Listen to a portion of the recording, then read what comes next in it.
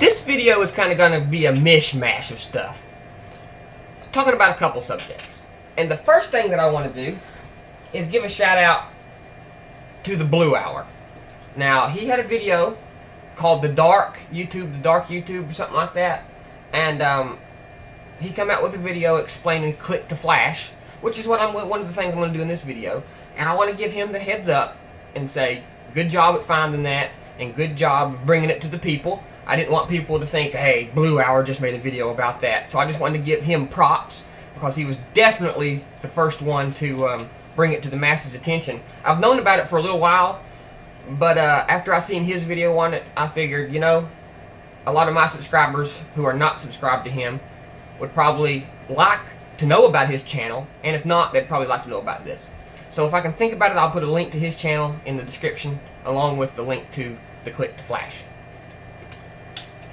But before we get to all that, let's talk about the rumor I heard that Vista helped crash the economy in 2009. Leo Laporte said this. What do you guys think?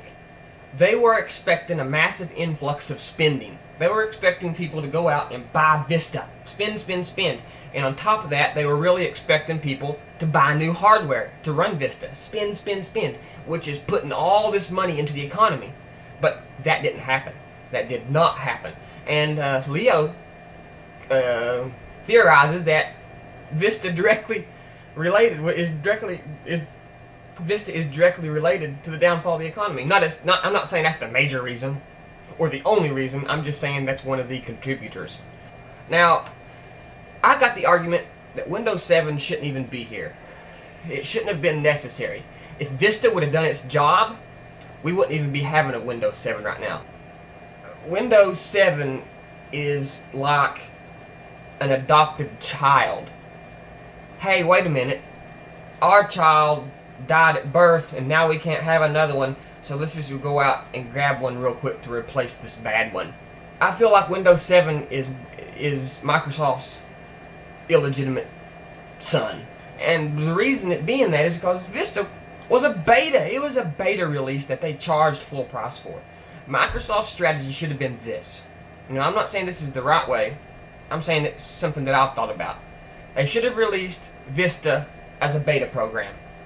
Okay, and let people keep using XP, keep supporting XP. Release Vista as a beta program for free to the public, and let it float for a year. For a year! Maybe even longer than that. Okay?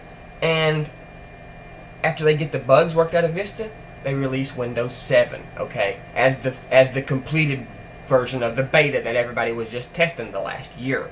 And instead of calling it Windows 7, if they would rebrand the operating system to Windows XP 2009 or XP 09, they would sell twice as many on the first day. I guarantee it. They really need to rethink their marketing strategy over there at Microsoft. Because the one major drawback that I find that Windows has that OS X don't have is, unless you get the Enterprise Edition or the Ultimate Edition, you can't boot from a virtual drive. Okay, you can't boot from a virtual drive, and I think that should be a common feature on all operating systems. So let's talk about this ClickToFlash, which, as I said before, the Blue Hour has kindly pointed out to a lot of people already. So let me demonstrate this here. First of all, you'll have to go get it. It's a plugin, okay? Just Google, that's the wrong one. Just Google ClickToFlash. I think it's even one word. And you just download it. I downloaded the latest stable version.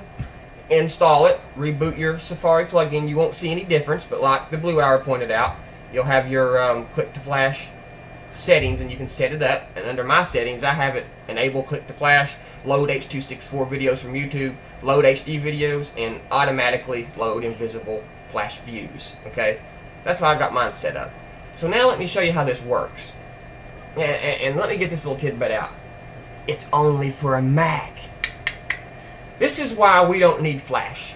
This is why HTML5 or whatever it's called is going to replace Flash. That way these people who suing Apple, Google, Yahoo, all these big players, this one little company suing them, because they say they have the rights to plugins. Anybody who uses a plugin in a browser has to pay them. Anybody.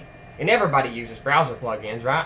So I'm thinking this switch to this new HTML5 or whatever is going to do away with plugins because it lets you do more within the browser or something like that. But anyway, that's a different subject. I'm not real keen on that. I'm not real sure about how that works. But download this and restart your Safari. And when you load it up, as you can see now, I'm not getting this big flash advertisement that's eating up my processor. If I want it to come on, I click it, no problem. Okay? So if I load up a video, you can see here now that I've got it enabled, this comes up. Okay? It don't automatically start playing, which I really like. If I want it to start playing, I click. Or if I want to use the flash version, I can right click, load flash, or load all images. Okay? Play full screen in QuickTime Player. And I can even download. Okay? Download H.264. So, okay, so now that I've got this and I want it to play, I just click it, and now we get this cool little Mac OS 10 type progress bar, okay? And I'm not going to make you all sit here and load it up because it's going to be a little slow because I'm uploading to Mozy. I use Mozy as an online backup, and it's doing its thing right now, as you can see. And when you upload, it really kills your bandwidth, okay? So anyways, you get this cool little progress bar, and what I want you to notice is, here's one with it loaded up. And click to mute it. I can play, and you can see when I bring my mouse away, that little bar goes away and it's totally clean, like QuickTime Player. Okay? And also this little 30-second button is really neat. I can go back in time by 30 seconds just by clicking this button. Like just to reload something or I miss something. Okay? Now the really cool thing about this is look, there's no black bars. Now if I bring in the Flash version, which I have the same video loaded up in Flash, you can see I get these little black bars, and even if I move my pointer away, I still got this scrub bar down to the bottom and this little overlay for my screen captions, or whatever they're called, so the annotations. So as you can see, this one here is a lot cleaner. Look, there's no black bars. No black bars at all, and there's no scrub bar when I pull my cursor away. So this just cleans up a whole lot, and I really like how they've done away with these black bars.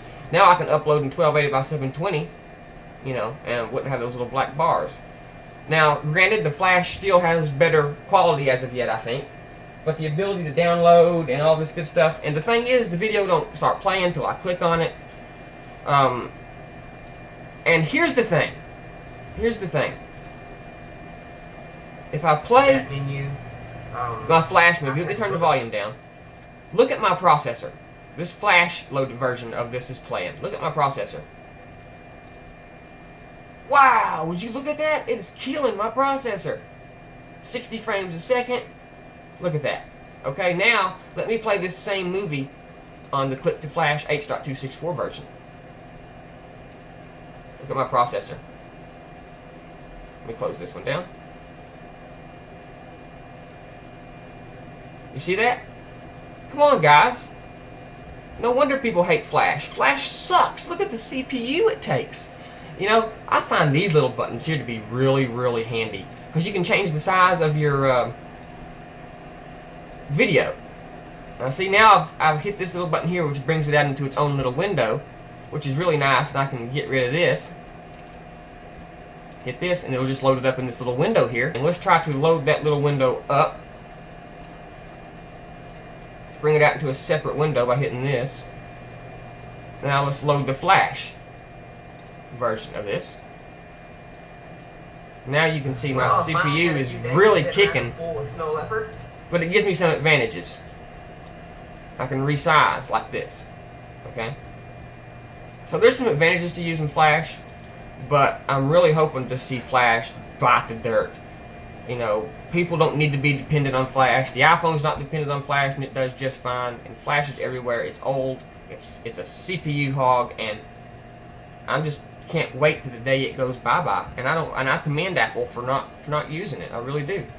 I don't want to load up this big ad on YouTube and have it take up half of my CPU every time I load it. I just want to be able to load this ad when I want to load the ad. I don't want to load it up automatically and have it using a quarter of my CPU.